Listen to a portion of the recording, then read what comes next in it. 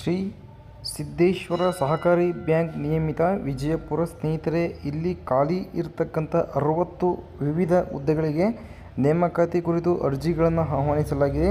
ಅದರ ಬಗ್ಗೆ ಈ ಒಂದು ವಿಡಿಯೋದಲ್ಲಿ ಸಂಪೂರ್ಣವಾದ ಮಾಹಿತಿಯನ್ನು ತಿಳಿಸ್ತೀನಿ. ಸ್ಟಾರ್ಟಿಂಗ್ ಡೇಟ್ ಯಾವುದು, ಲಾಸ್ಟ್ ಡೇಟ್ ಯಾವುದು, ಯಾರೆಲ್ಲ ಅರ್ಜಿಗಳನ್ನು ಸಲ್ಲಿಸ್ಕೊಳ್ಬೋದು, ವಿದ್ಯಾರ್ಹತೆ ಏನು, ಎಲ್ಲ ಒಂದು ಮಾಹಿತಿ ಈ ಒಂದು ವಿಡಿಯೋದಲ್ಲಿ ಇರುತ್ತೆ. ಸ್ಕಿಪ್ ಮಾಡದ ವಿಡಿಯೋವನ್ನು ಸಂಪೂರ್ಣವಾಗಿ ನೋಡಿ. ಇದೇ ಥರದ ಹೆಚ್ಚಿನ ಉದ್ಯೋಗ ಮಾಹಿತಿಗಳನ್ನು ಕನ್ನಡದಲ್ಲಿ ತಿಳಿಯಲು ಇನ್ಫಾರ್ಮೇಷನ್ ಯೂಟ್ಯೂಬ್ ಚಾನಲ್ ಸಬ್ಸ್ಕ್ರೈಬ್ ಆಗಿಲ್ಲ ಅಂತ ದಯವಿಟ್ಟು ಸಬ್ಸ್ಕ್ರೈಬ್ ಮಾಡ್ಕೊಳ್ಳಿ. ಬರ್ತಕ್ಕಂಥ ಬೆಲ್ ಐಕನ್ ಕೂಡ ಕ್ಲಿಕ್ ಮಾಡ್ಬೋದು. ಹಾಗೆ ವಿಡಿಯೋ ಇಷ್ಟವಾದ ಒಂದು ಲೈಕ್ ಕೂಡ ಮಾಡಿ ಸ್ನೇಹಿತರೆ. ದಿನಾಂಕ 26/8/2026 ಅರ್ಜಿಗಳನ್ನು ಹಾಕಲಿಕ್ಕೆ ಇಲ್ಲಿ ಡೇಟ್ ಕೂಡ ಶುರುವಾಗುತ್ತೆ. 15/9/2026 ಸಂಜೆ 5:30 ನಿಮಗೆ ಅರ್ಜಿಗಳನ್ನು ಹಾಕಲಿಕ್ಕೆ ಇಲ್ಲಿ ಕಾಲಾವಕಾಶವನ್ನು ಕೊಟ್ಟಿರ್ತಾರೆ ಸ್ನೇಹಿತರೆ.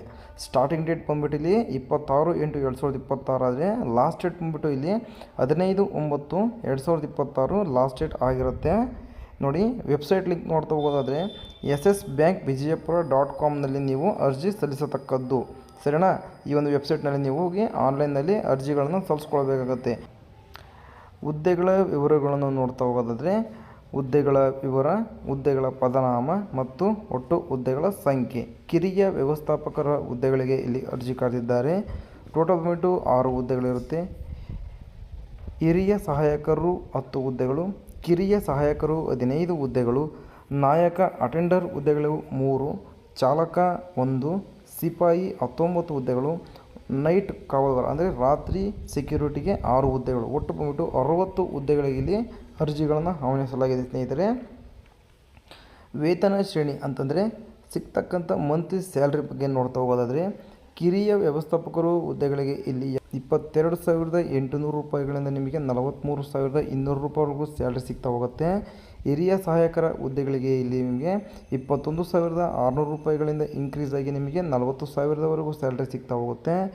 ಕಿರಿಯ ಸಹಾಯಕರು ಹುದ್ದೆಗಳಿಗೆ ನಿಮಗೆ 20,000ದಿಂದ ಸ್ಟಾರ್ಟ್ ಆಗಿ ನಿಮಗೆ 36,000ವರೆಗೂ ಸ್ಯಾಲ್ರಿ ಸಿಗ್ತಾ ಹೋಗುತ್ತೆ. ಅಟೆಂಡರ್ ಹುದ್ದೆಗಳಿಗೆ 14,000ದಿಂದ 26,000ವರೆಗೂ ಸ್ಯಾಲ್ರಿ ಸಿಗ್ತಾ ಹೋಗುತ್ತೆ. ವಾಹನ ಚಾಲಕ ಹುದ್ದೆಗಳಿಗೆ 14,000ದಿಂದ 26,000 ಇರುತ್ತೆ. ಸಿಪಾಯಿಗೆ 14,000ದಿಂದ 26,000ವರೆಗೂ ಸ್ಯಾಲ್ರಿ ಸಿಗುತ್ತೆ. ರಾತ್ರಿ ಕಾವಲುಗಾರರಿಗೆ 14,000ದಿಂದ 26,000ವರೆಗೂ ಸ್ಯಾಲ್ರಿಗಳು ಸಿಗ್ತಾ ಹೋಗುತ್ತೆ. ವಿದ್ಯಾರ್ಹತೆ ನೋಡ್ತಾ ಹೋಗೋದಾದರೆ ಕಿರಿಯ ವ್ಯವಸ್ಥಾಪಕರಿಗೆ ವಿದ್ಯಾರ್ಹತೆ ನೋಡಿ, ಅಂಗೀಕೃತ ವಿಶ್ವವಿದ್ಯಾಲಯದಿಂದ ಯಾವುದೇ ಪದವಿಯನ್ನು ಪಡೆದಿರಬೇಕಾಗತ್ತೆ. ಕಂಪ್ಯೂಟರ್ ಪರಿಜ್ಞಾನ ಮತ್ತು ಕನಿಷ್ಠ 3 ವರ್ಷಗಳ ಹಣಕಾಸು ಸಂಸ್ಥೆಯಲ್ಲಿ ನಿರ್ವಹಿಸಿದ ಅನುಭವ ಹೊಂದಿರಬೇಕು. ಅರ್ಜಿ ಸಲ್ಲಿಸಲು ಅಭ್ಯರ್ಥಿಗಳು ಹುದ್ದೆಗಳಿಗೆ ಅನುಗುಣವಾಗಿ ನೇಮಕಾತಿಗಾಗಿ ಸಂಬಂಧಿಸಿದ ವಿದ್ಯಾರ್ಹತೆಯಲ್ಲಿ ಈ ಕೆಳಗಿನ ಕನಿಷ್ಠ ಸರಾಸರಿ ಅಂಕಗಳನ್ನು ಪಡೆದಿರಬೇಕಾಗತ್ತೆ ಸ್ನೇಹಿತರೆ. ಸಾಮಾನ್ಯ ಮತ್ತು ಇತರೆ ಅಭ್ಯರ್ಥಿಗಳು 60% ನೀವು ಡಿಗ್ರಿಯಲ್ಲಿ ಅಂಕಗಳನ್ನು ಪಡೆದಿರಬೇಕಾಗತ್ತೆ. ಪರಿಶಿಷ್ಟ ಜಾತಿ, ಪರಿಶಿಷ್ಟ ಪಂಗಡ ಮತ್ತು ಪ್ರವರ್ಗ 1ಕ್ಕೆ ಸೇರಿದ ಮಾಜಿ ಸೈನಿಕ ಅಭ್ಯರ್ಥಿಗಳು 45% ನೀವು ಅಂಕಗಳನ್ನು ಪಡೆದಿರಬೇಕಾಗುತ್ತೆ. ಕಿರಿಯ ವ್ಯವಸ್ಥಾಪಕ ಹುದ್ದೆಗೆ ಅರ್ಜಿಗಳನ್ನು ಸಲ್ಲಿಸಲಿಕ್ಕೆ ಹಿರಿಯ ವ್ಯವಸ್ಥಾಪಕ ಹುದ್ದೆಗಳಿಗೂ ಕೂಡ ಇಲ್ಲಿ ಕರ್ನಾಟಕ ಸರ್ಕಾರದಿಂದ ಮಾನ್ಯತೆ ಪಡೆದ ಅಂಗೀಕೃತ ವಿಶ್ವವಿದ್ಯಾಲಯದ ಪದವಿ ಪಡೆದಿರಬೇಕಾಗತ್ತೆ. ಕಂಪ್ಯೂಟರ್ ಜ್ಞಾನ ಹೊಂದಿರಬೇಕಾಗತ್ತೆ ಸ್ನೇಹಿತರೆ. ಸರಿನಾ? ಇದಕ್ಕೂ ಅಷ್ಟೇ ಸಾಮಾನ್ಯ ವರ್ಗದವರು 60% ಮತ್ತು ಪರಿಶಿಷ್ಟ ಜಾತಿ, ಪರಿಶಿಷ್ಟ ಪಂಗಡ, ಮಾಜಿ ಸೈನಿಕ ಅಭ್ಯರ್ಥಿಗಳು 45% ನೀವು ಅಂಕಗಳನ್ನು ತಗೊಳ್ಬೇಕಾಗತ್ತೆ.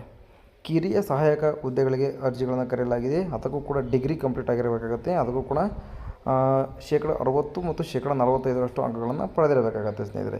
ನಾಯಕ ಅಟೆಂಡರ್ ಹುದ್ದೆಗೆ ನೀವು ಅರ್ಜಿ ಸಲ್ಲಿಸಲು ಅಭ್ಯರ್ಥಿಗಳು ಕರ್ನಾಟಕ ಬೋರ್ಡ್ CBSE ಬೋರ್ಡ್ನಿಂದ SSLC ತೆರಗಡೆಯಾಗಿರಬೇಕಾಗತ್ತೆ ಸ್ನೇಹಿತರೆ. ಸರಿನಾ? ಅಟೆಂಡರ್ ಹುದ್ದೆಗಳಿಗೆ ವಿದ್ಯಾರ್ಥಿ ಬಂದುಬಿಟ್ಟು SSLC ಪಾಸಾಗಿದ್ದರೆ ಅರ್ಜಿಗಳನ್ನು ಸಲ್ಲಿಸ್ಕೊಳ್ಬೋದು.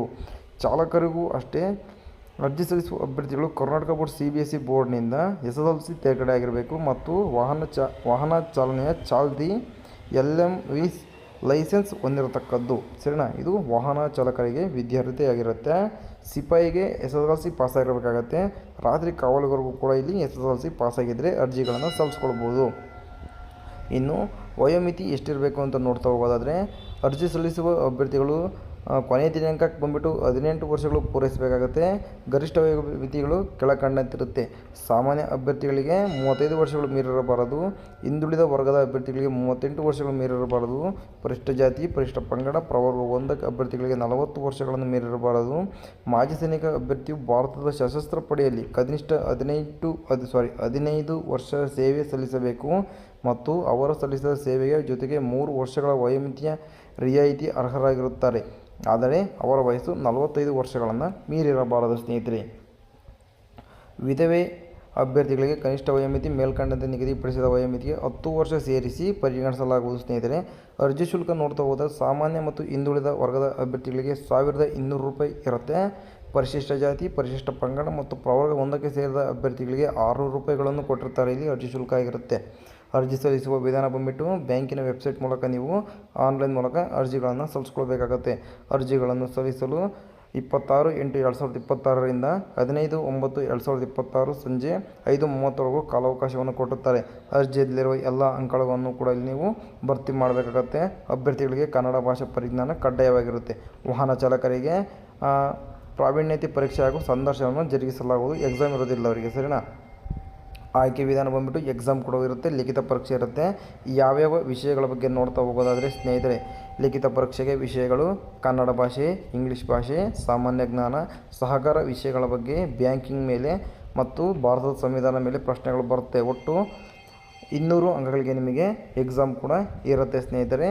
ನಾಯಕ, ಅಟೆಂಡರ್, ಸಿಪಾಯಿ, ರಾತ್ರಿ ಕಾವಲುಗಾರ ಹುದ್ದೆಗಳಿಗೆ ನಿಗದಿಪಡಿಸಿರುವ ವಿದ್ಯಾರ್ಥಿ SSLC, CBSE ಬೋರ್ಡ್ನ ಫಲಿತಾಂಶದ ಪರೀಕ್ಷೆಯಲ್ಲಿ ಗಳಿಸಿದ ಶೇಕಡಾವಾರು ಅಂಕಗಳ ಆಧಾರದ ಮೇಲೆ 1:5 ಅನುಪಾತದಲ್ಲಿ ಮೌಖಿಕ ಸಂದರ್ಶನ ಕರೆಯಲಾಗುವುದು. ಸಂದರ್ಶನದ ದಿನಾಂಕ ಮತ್ತು ಸ್ಥಳಗಳನ್ನು ಇವುಗಳ ವಿವರಗಳನ್ನು ಪ್ರತ್ಯೇಕವಾಗಿ ನಿಮಗೆ ತಿಳಿಸ್ತಾರೆ ಸ್ನೇಹಿತರೆ, ಸರಿನಾ. ಆನ್ಲೈನ್ನಲ್ಲಿ ಅರ್ಜಿ ಸಲ್ಲಿಸುವುದು ನಿಗದಿಪಡಿಸಿರುವ ದಿನಾಂಕದಂದು ಅರ್ಜಿ ಸಲ್ಲಿಸಲಿಕ್ಕೆ ಬೇಕಾಗುವ ದಾಖಲಾತಿಗಳು ಕೂಡ ಇಲ್ಲಿ ಇರುತ್ತೆ. ಏನೋ ಡೌಟ್ಸ್ ಇತ್ತಪ್ಪ ಅಂತ ದಯವಿಟ್ಟು ಕಮೆಂಟ್ ಬಾಕ್ಸಲ್ಲಿ ಕಮೆಂಟ್ ಮಾಡಿ, ನಾನು ನಿಮಗೆ ಅಲ್ಲೇ ಒಂದು ಮಾಹಿತಿಯನ್ನು ತಿಳಿಸ್ತೇನೆ ಅಂತ ವಿಡಿಯೋ ಮುಗಿಸ್ತೇನೆ. ಸಿಗೋಣ ಮುಂದಿನದಲ್ಲಿ ಇದೇ ಥರದ ಹೆಚ್ಚಿನ ಉದ್ಯೋಗ ಮಾಹಿತಿಗಳನ್ನು ಕನ್ನಡದಲ್ಲಿ ತಿಳಿಯು ಇನ್ಫಾರ್ಮೇಷನ್ ಯೂಟ್ಯೂಬ್ ಚಾನಲ್ ಸಬ್ಸ್ಕ್ರೈಬ್ ಆಗಲಿ ದಯವಿಟ್ಟು ಸಬ್ಸ್ಕ್ರೈಬ್ ಮಾಡಲಿ. ಬರ್ತಕ್ಕಂಥ ಬೆಲ್ ಐಕನ್ ಕೂಡ ಕ್ಲಿಕ್ ಮಾಡಿ. ಬಾಯ್.